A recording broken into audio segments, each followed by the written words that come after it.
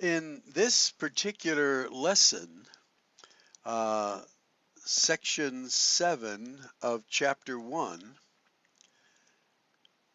this is not in our regular curriculum, but it has some interesting things in it, so I will give it as an opportunity that if you show me a few notes from it, that you've at least watched it, 1 bonus point, and full notes, 2 bonus points.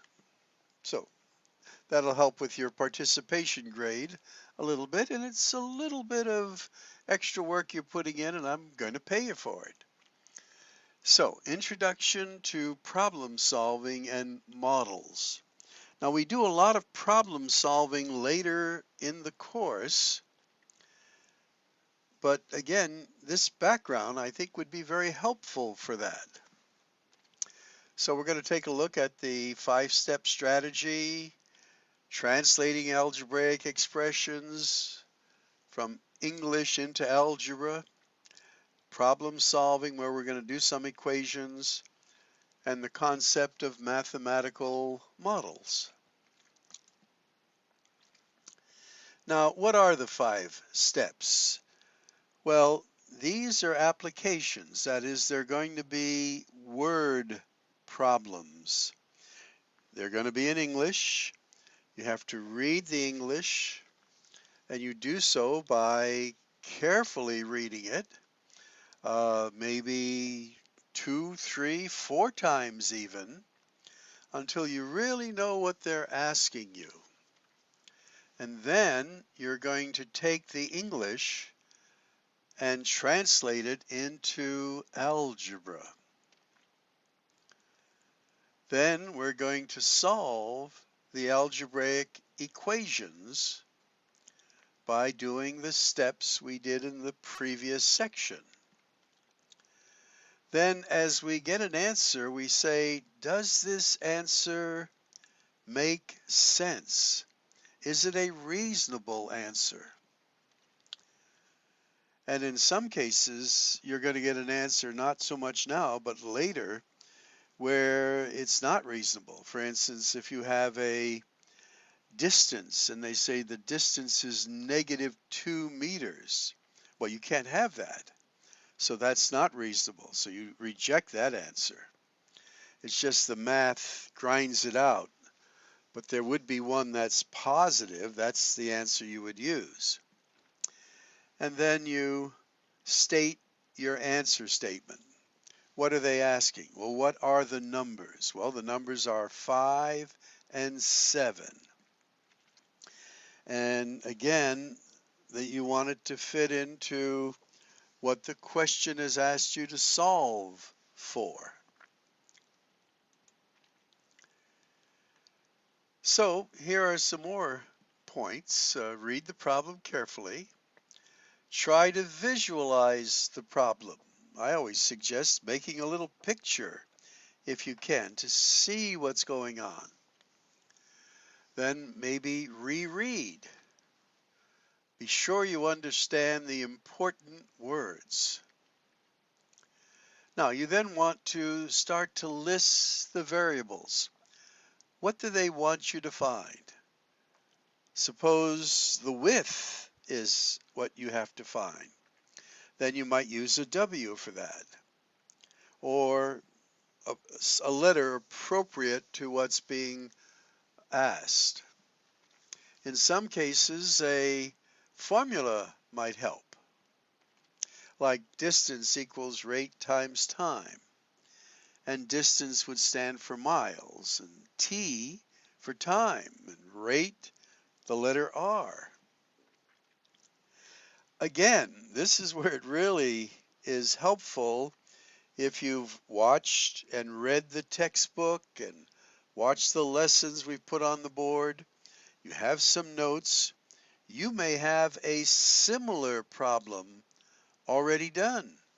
So it's just a matter of matching up what was already done with what you have there. We've often used the expression, you don't have to reinvent the wheel. The wheel is a tool. It's already invented. So if we've done a problem like that before, that would be similar, perhaps. And this last step is sort of interesting. Look up the formula in a book, the library, or online. And believe it or not, I have done this. I have gone to Google and typed in there how to find a formula for, a portion of a circle. I forget the details now, but I sort of typed it in there, hit enter, and lo and behold, there was 3 or 4 different suggestions. Some weren't what I was looking for, but what I was looking for was there. Okay? And then, of course, you have your uh, teacher. I can help. And in the tutoring center on the 5th floor of our library, those folks can help too. That's what it's all about. Sometimes a table would be useful. Again, you're looking for a pattern, a way to organize the information they give. And of course, this one again is mentioned, a drawing. If you have a rectangle, a triangle, a river that's going downstream and then the boat's going upstream, or a train is leaving a station, or a car is going one way and the other way, where you sort of get a visual to what you're going to be doing. And then kind of think of a possible answer. And again, when you look at your answer, does it make sense? For instance, I recall a question that you'll have when you solve it, you end up with time. The time is 2 hours. But what they're asking is, what is the distance? So you found time, you know the rate, you have to multiply the time times the rate to get the distance. So again, the whole purpose of these algebraic problems is to have you think, organize your data, have a strategy, a modus operandi, a way to do it in a definitive way, step by step, and that's what they're showing you here. Okay, so to translate and carry out the step, again, converting English into algebra. And we'll do some equations here shortly. And then check your answer, make sure it's reasonable, and then state your answer. I often refer to this as giving an answer statement. Their rate of speed in still water was 12 miles per hour. Now, when you're working on this in practice and quiz me, often they'll have the units as part of the answer. Now here you're looking at some of the common words that when you translate from English into algebra and what they are asking you to do.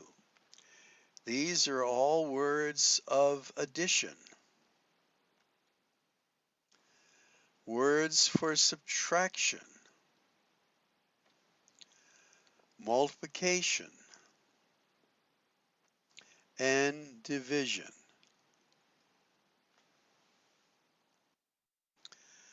And again, this might be something you'd want to put into your notes. All right, well, let's get started. Translate to an algebraic expression.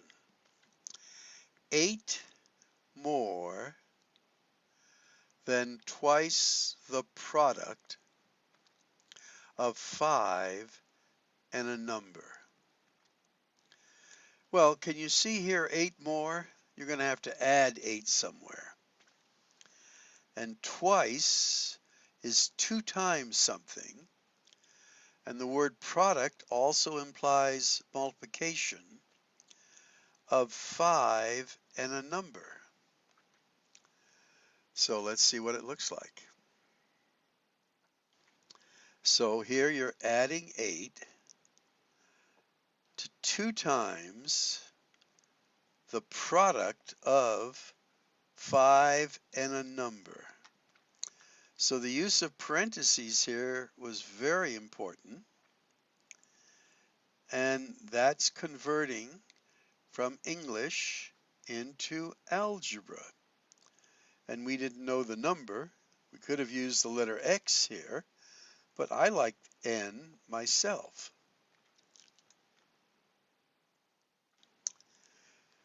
Here they're saying the sum of 2 numbers is 57. If one number is 6 more than twice the other, what are the numbers? Now, if you're like me, you would have to read it again. I have read it a couple of times. So here we know we're talking about the sum. So that's going to be addition. And there are 2 numbers. And in a sense, we don't know anything about one of the numbers. So we're going to say that one of the numbers will be n.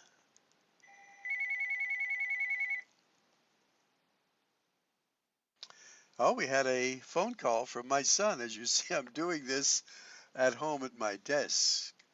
Okay, so we don't know anything about this n here. Now, what do we know about the other number? Well, one of the other numbers is 6 more than twice the other. So if this is the other number is going to be twice the other plus 6 more. So it will be the sum of these 2 numbers. There's one number. We don't know what it is, but the other number is twice that plus 6 more. So what will our equation be? Well, it's going to be n plus 2n plus 6 equals 57. So what's our next step? Well, combine like terms. 3n plus 6 equals 57. Now we're going to transpose the 6, and that is going to become a negative 6 on this side. So this becomes 51.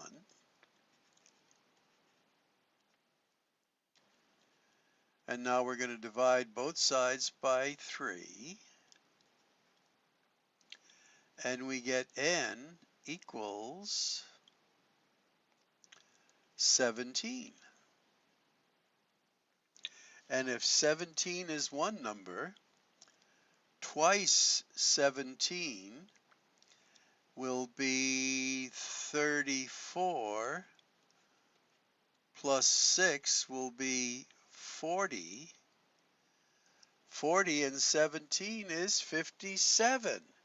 Yes, we have successfully solved this.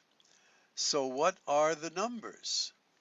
Well, remember, this number is 40, and this one was 17. So the answers are 17 and 40 are the numbers. Now here they have it all worked out for you. And they give it to you in stages. Notice they've put it into a little chart, which is okay. But again, you know, depending how much time you want to spend. And there's the first number. And there's the second number. And it did check it, and we checked it too. Okay, now let's take a look at this one. The faculty discount at a bookstore is 15%. If a sweatshirt after the discount was this, what was the original price of the sweatshirt? Well, I could write it out here, but we'll let you just watch what they're doing. They're saying, well, if you made a guess, you could do that. But, so what's the price of the original sweatshirt? We don't know that. We're going to call that capital S. Now you're going to get off of that original price a 15% discount of that price. So minus the discount, that would equal the sale price, the price you pay at the register. And that's the formula. So you didn't know the price originally. You knew what it was after the discount. So we're letting S stand for that original price. Minus 15% of that original price is this. And then you do the magic of algebra. Remember, there's a 1 in front of that. So you subtract that from there, you get this, then divide both sides by 0.85. When you do that, you get the original price was $38.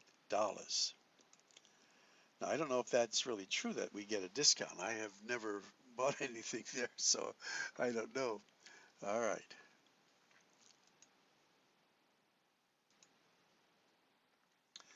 Okay, now here we're looking at a triangle. A triangle has the same measures as the second angle, but the third angle measures 10 degrees more than 3 times the measure of the first angle. Find the measures of the angles. Now, one of the things you have to know here is what is the total sum of angles in a triangle? Think about it for a moment. Yes, it's 180 degrees.